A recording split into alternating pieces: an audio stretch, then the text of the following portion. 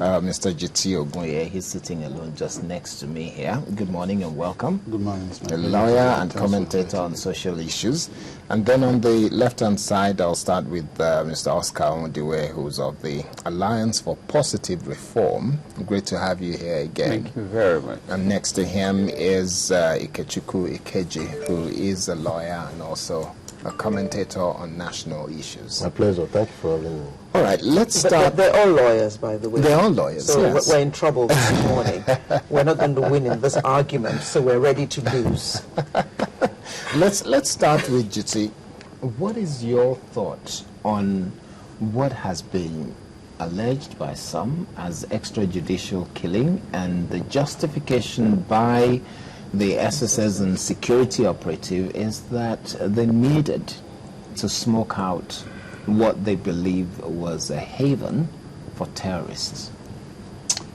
Given the snipers of what we've read in the media, my conclusion at this point, no matter how tentative it is, obviously because we may still have a kind of inquiry conducted into the incident. But tentative as it is, my conclusion at this point is that what took place was an operational failure on the part of the security agencies. And rather than come out clean and say, we're sorry, how are we going to even report to the presidency and then have a kind of compensation for the victims and, plead with the families. Rather, what we are hearing is a kind of justification for the act. It's obvious from what we've read that there are no Boko Haram elements there, as they claimed. They claimed they had intelligence and they were led to the place. I sympathize with the security. Why? Because there's a context here. And the context is that our security agencies are operating in a very difficult situation. One can say that this territory hitherto had been uncharted.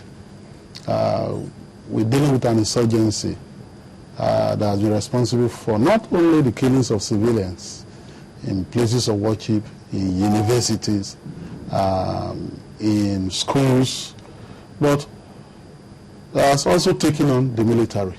The other time, and there was no denial. It was first reported by Premium Times and other online platforms before the mainstream media took it up and confirmed it. There was no denial. And that's that in the Northeast, in one singular incident, there was an operational failure. There was supposed to be a synchronized operation, the Air Force and the military, to deal with a target, and that went awry and resulted in the death of at least 45 soldiers. 45. And that 65 or thereabout were also missing. Now, in military palace, when you say soldiers are missing, it doesn't mean that they are not dead. It means that you've not seen the body. So we're talking about 100 in one singular incident. And there was no denial, really. So our security agencies right now are in what I call panic mode. And so if there had been an incident, if indeed Boko Haram elements were there in that Abuja, where we had the UN building bombing, where we had this day bombing, where we've had an attack on the police headquarters, of course, the media, Nigerians, justifiably will say, what are these security agencies doing? Why weren't they proactive? And so on and so forth. So they are in a panic mode right now, and that does not justify this kind of operational failure. Okay. But for them to come out and say, look, there were Boko Haram elements there, is something right. I won't support. Let me just ask Oscar. Okay. Oscar, from what we have seen, those who have spoken, who survived the attack, it seems that most of those who were residing in that uncompleted building were actually petty traders, Okada riders, and stuff like that. But the SSS, surprisingly, claims that they opened fire on them. So what were petty traders and tricycle riders doing with arms enough to actually combat security agencies, to your mind? I'm sure when they said they opened fire, they meant fire of the mouth, definitely. There were no firearms there, otherwise the people have been smoked out, killed. Now let us see the guns. We still haven't seen no guns. Thank you. It's like the same Iraq thing, you know, weapons of mass destruction was found in that uncompleted building. So America moved in. That's what's happening. You see, my brother spoke so well, and it hurts. A lot of the people who find themselves in a position of authority in this country have no knowledge of history, apart from the fact that, well, we don't really care about training. There's one great American leader called J.F. Kennedy.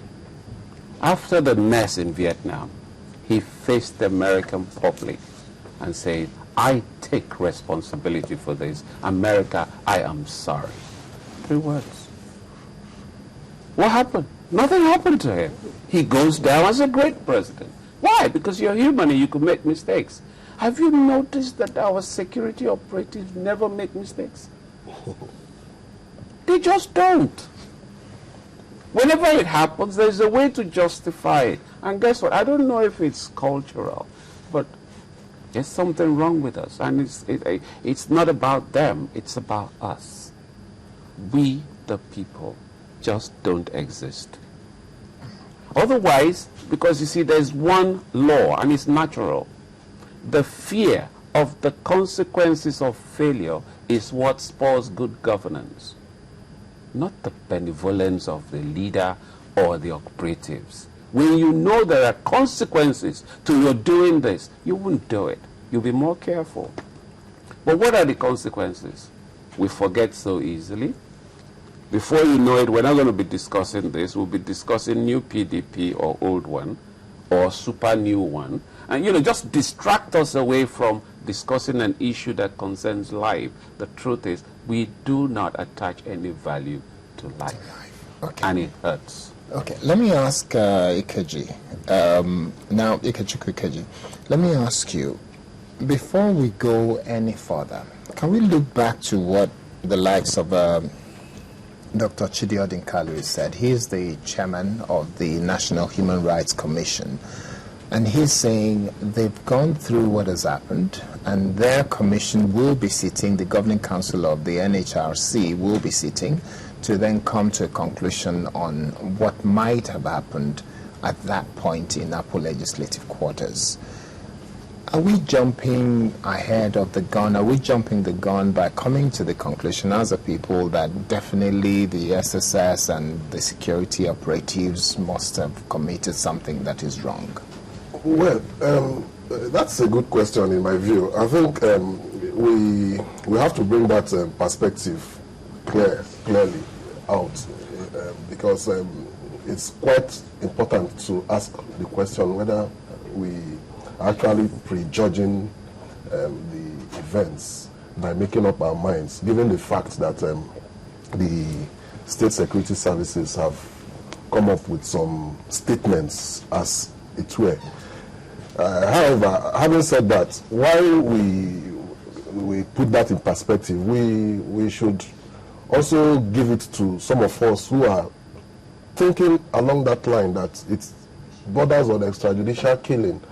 Because historical perspectives, like my gentlemen panelists here have pointed out, especially Mr. Undiwe, who said that the issues border on whether there were guns that you can come out first time as you are coming out to the media to say these are the reasons why we entered the building. Have you brought out any kind of arms or ammunition as to justify that invasion? Based on that first step, circumstantially, we may be justified to say that it's more or less like extrajudicial killing. However, having said that, we in Nigeria, we have an adversarial system of criminal law, which means that you have to assume or presume that the person you are accusing is innocent before you find him guilty. Again, we also balance it with the fact that it is better to allow 99 criminals to escape than to kill one innocent citizen. And so that is why you can justify our sense of concern that we have raised in the sense of saying that it borders on extrajudicial killing. However, Professor Chidodin Kalu is a person I personally respect so well, and any statement made by him, I take it very seriously. But the fact still remains that the NHRC, Nigerian National Human Rights Commission, is a governmental agency. And so, no matter... What are you saying? Yes, it's a governmental agency. You can't run away from that fact. The job it's given is to look at human rights situations and investigate. Yes, but the fact that it's the payer of his salary is the government shouldn't escape us, because we know how things happen in this crime. So I am saying that beyond the National Human Rights Commission, beyond the statement of Professor Chidodin Kalu, there ought to be an independent inquiry, separate from National Human Rights Commission.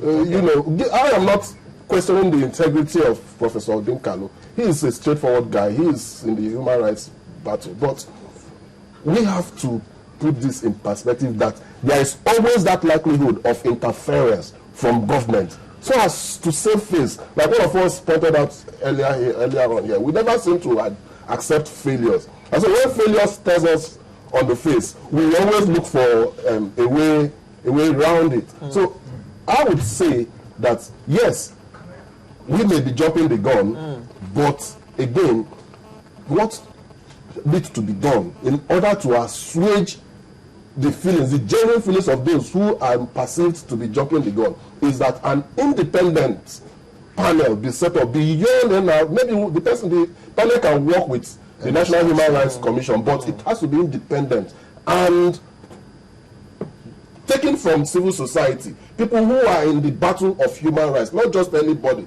but somebody who is dedicated by conscience to fight human rights.